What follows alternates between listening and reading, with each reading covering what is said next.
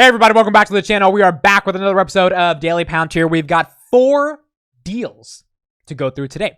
Now, all 4 of these deals happened last week. What also happened last week was Palantir hit $30 for the first time, a monumentous day for all of us Palantir investors. I was live streaming on Friday, and quite literally, we were staring for about an hour and 15 minutes from $29.98 to get to $30 because there were 60,000 shares waiting to be sold at 30, so we needed someone to pop up 1.8 million and buy those shares. But we got the job done. $30 was very exciting stuff. Today, price action came back down about 2% to 29.20. I think it ended on the day. But exciting. You know, we got $30 psychologically. Haven't seen that since February of 2021. And now is just going to be a question of how we can continue to accelerate growth to justify that premium on the stock. In the midst of the $30 momentum that we had last week, we had 4 new deals. I'm not going to go through literally every single deal line by line, but I want to talk about each deal and give an overview to why these deals were important, why these deals mattered, and quite frankly, why those deals compounding on each other all of last week likely led to the surge in Palantir stock price to $30, and how those deals probably are going to lead to more deals in the future. A lot to talk about. Thank you for being here. Let's get into it. All right, so first off, before we get into the deals, I just want to show everyone who was not part of those streams. If you haven't watched it, I'll put a link in the description to the $30 segment. It's a chapter at the end of the market open from Friday. It was pretty exciting. But this was these were a couple pictures just of the moment. So here we had friend of the channel, Chris CRM, who said, "Never thought I'd be sitting here not doing work, watching a stock on the minute chart try to achieve 30. Crazy." But that's what we were doing, right? Me and 1,000 other people were just looking at it. And then Melanie joined, another friend of the channel. "I just joined. How long have you been staring at the screen willing for $30? And my caption was, "Someone has to tell Melanie that this is a lifestyle." And then we finally got it. We finally got it. They caught this picture where I was holding my heart. I didn't even know I was holding my heart, but we got it. It was cool, dude. It was a really dope moment. $30.19 when I got the screenshot. Today we hit a high of 31.20, but then it fell 2%. I had pure joy. I was excited. I was wearing my Palantir sweater, and it was just really cool. It was really cool to see $30. So overall, very fun. We also had our boy Chris Patel, who, if you know, in the Palantir community, has been a bit bearish on Palantir. He called me during the stream, and he had something to say. Hello, Chris Patel. How are you? All right. I just have something really quick to say, and then I'm going to get some sleep. Okay, go ahead. All right? Yes. This is the only time I'll ever say this, so I'll just make it brief. I was wrong. Oh, there we go. So that was exciting because it was even like, you know what? Chris said, forget it. It's not worth even trying to short this company or buy puts or anything like that. You guys got it right. And ultimately, you know, my thought process is, hey, $30 going to be harder and harder for it to go back into the low 20s. I think dips get bought out from 25 to $30. And if they can reaccelerate growth even further into that top line 30% number, then $30 by the end of the year, if not $35, which is my new price target, hopefully that ends up happening for Palantir. Okay, so let's get into the deals we had last week. They were some very important deals, and I want to talk about them at a high level and go through each of them. So, first deal, Wendys.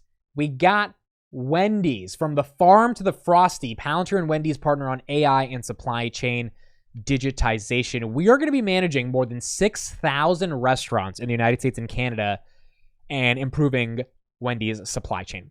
Palantir's AIP will improve the scale and speed of decision-making across the co-op. The platform is designed to connect disparate data sources into a single common operating picture. We have some quotes. So Pete, one of the president and CEOs of Wendys, says, "Together with Palantir, we're unlocking the inherent power of the supply chain ecosystem to drive new and compelling sales and operating efficiencies that will provide Wendys with a distinctive edge in the industry."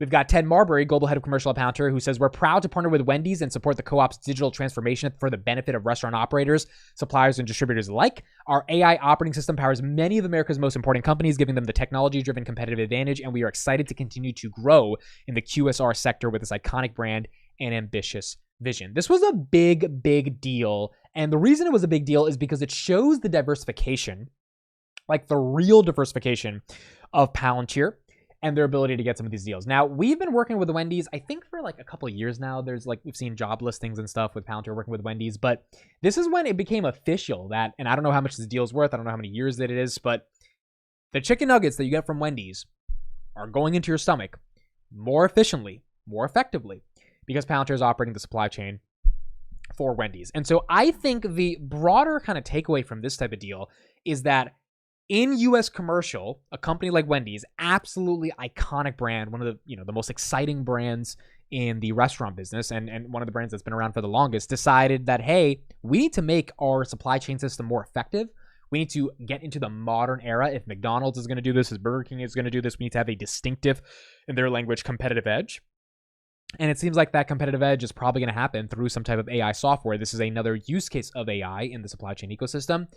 And there you go. They decided to pick Palantir. Shout out to Garcia. Here's a meme that he made. So yeah, long story short, they're using really advanced computer programs that can learn and make decisions on their own. This will help Wendy's save money and work more efficiently.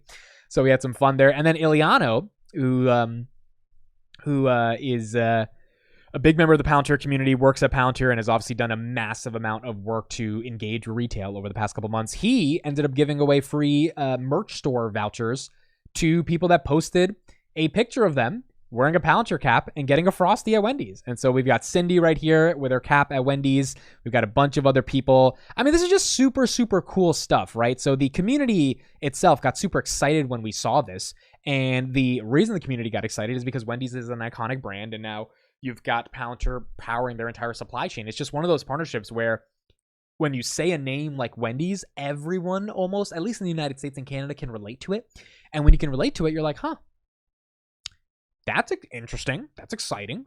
Palantir, Wendy's. Like, you never thought that, Wendy's is one of my favorite restaurants. You never thought that my favorite restaurant would be working my favorite tech company, but that's with the collaboration that's happening. Now, in the context of investors, I think this opens up even more diversity for Palantir to operate and get some of these larger restaurant chains. I don't know that many restaurant chains that are using Palantir. I know Miller Ales Burger. They were supposed to present at AFPCon I think at AFPCon too, but they ended up pulling out last minute. But I think they're using Palantir.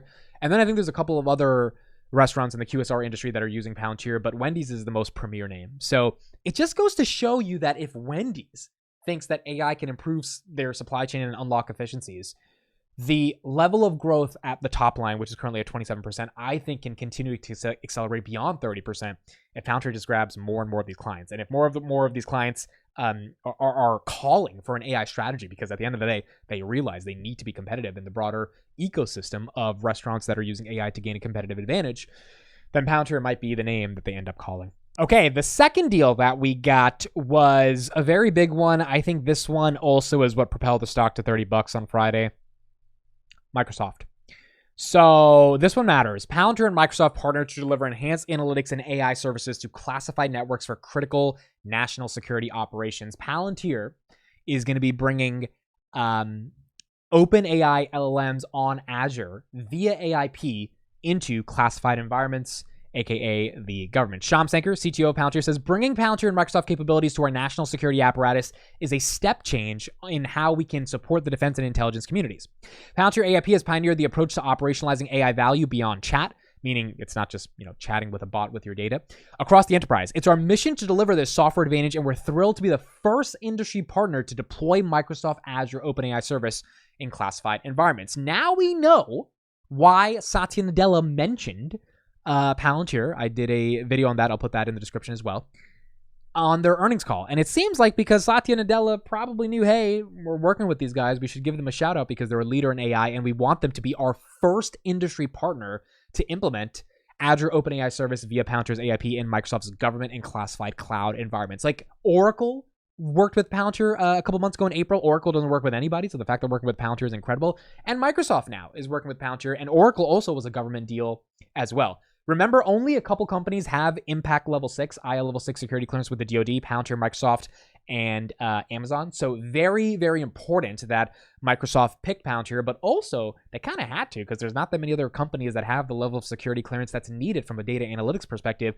to bring these products into classified environments. Palantir does, and that further goes and continues to hypercharge the moat of this company. President of Microsoft America says this expanded partnership between Microsoft and Palantir will help accelerate the safe, secure, and responsible deployment of advanced AI capabilities for the U.S. government. Palantir, a leader in developing actionable insights to the government, will now leverage the power of Microsoft's government and classified clouds and robust Azure OpenAI models to further develop AI innovations for national security missions. I think this deal was the big deal of last week. Wendy's was super cool because we saw a new commercial partnership. Microsoft is just Microsoft, and Microsoft implementing AI within the government is a I would argue multi-tens of billions of dollars of opportunity. That's going to be happening over the next decade. Palantir, I think, can get a lot of money from the U.S. government. We saw U.S. government revenue reaccelerate to 23% last quarter. And Microsoft is another distribution channel partner that is going to be allowing them the opportunity to deploy their models in classified environments. And when you get, a massive deal that's worth couple $100 million, maybe Palantir is getting a certain segment of that deal because they're one of the key partners. Maybe Palantir and Microsoft are splitting a deal 50-50. I mean, there's so many different variations in which how this can play out. But the key thing is this is not stopping. This is not deaccelerating. They're not going backwards. This is just beginning in terms of momentum. And if we believe that the government's going to be spending more on software and AI, having a partner like Microsoft to help you get a lot of these government contracts, that is a big deal. Okay, next deal we got. This was a small one, nothing too big, but still a great one. Shout out to GoCarp for finding this.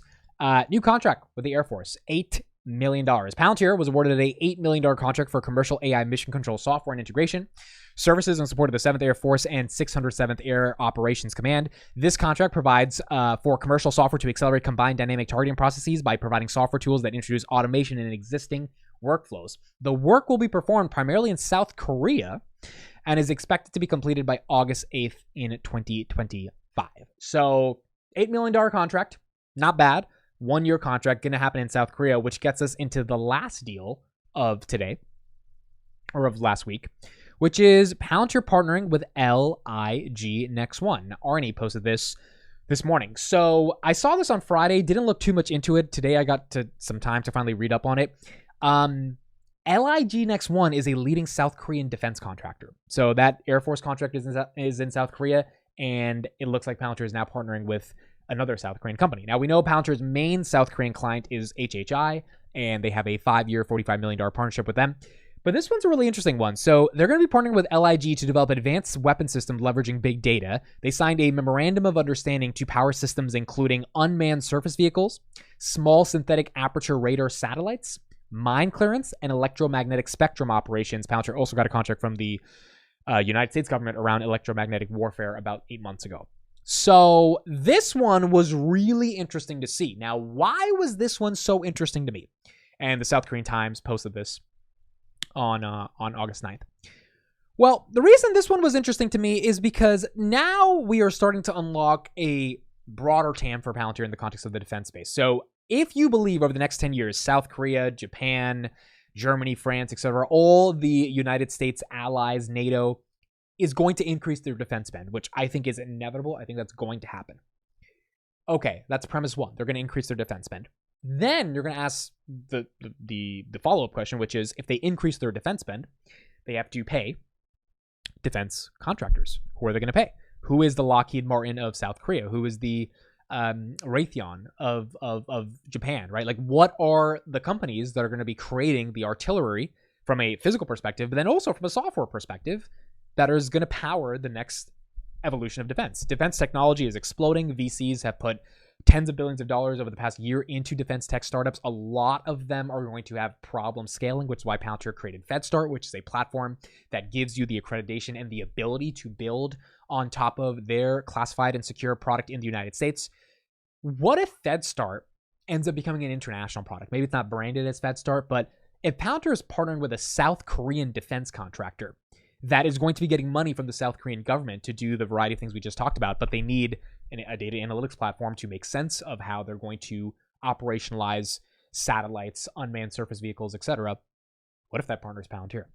And if that partner is Palantir, because in defense, it's a matter of life or death, right? You need the right software, you need the right technology. This is why the state of Bavaria came back to Palantir, gave them a €5 million contract a couple weeks ago because they realized, hey, we need something that works. I think if commercial is just getting started, defense is also just getting started.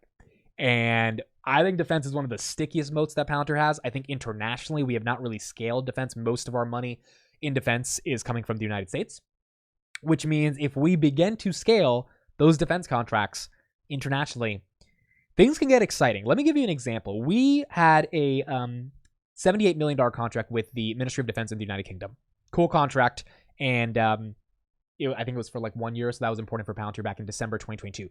Then, April 2023, we signed a contract with Babcock. Now, Babcock is a defense contractor in the United Kingdom. They have big ties to the Ministry of Defense. So I think Palantir signed a partnership with Babcock because they realized, hey, Babcock, not only is this partnership going to be good for Palantir and Babcock, but it's also going to give Palantir deeper ties to get access to the Ministry of Defense. And next time the Ministry of Defense puts out a product or a bid, Babcock can go in collaboration with Palantir to bid for that contract. What if that happens in Japan? What if that happens in Germany? What if that happens in France? What if that happens in Sweden and Poland and Lithuania? What if all these defense contractors that are going to have the opportunity to gain more market share because defense budgets in general are up, collaborate with Palantir to try to get those contracts to A, prove to the governments that they can execute on the mission, but B, actually have a trusted partner that has done this for the past 10 years and knows what they're doing. So to me, it's really exciting. It's exciting because it's like, hey, if they're already doing this in the United Kingdom and the government growth in the United Kingdom is not massive for Palantir in the context of defense, and now they're starting to get into South Korean defense, what if every single country that wants to be somewhat competent in their defense spending in terms of how they spend that money and allocate it in a meaningful way, what if a lot of those defense contractors just end up calling Palantir? I think that is going to be a tricky thing to navigate over the next decade, especially because of political concerns. That's why Germany is not fully adopting Palantir throughout the entire country. But inevitably, if they have to come to a conclusion that they need something that works, and Palantir is what works, then I think the defense business is just getting started. All right, that's it for me. Thank you everybody for listening and watching. Super, super exciting deals. Wendys, Microsoft, South Korea, Airforce.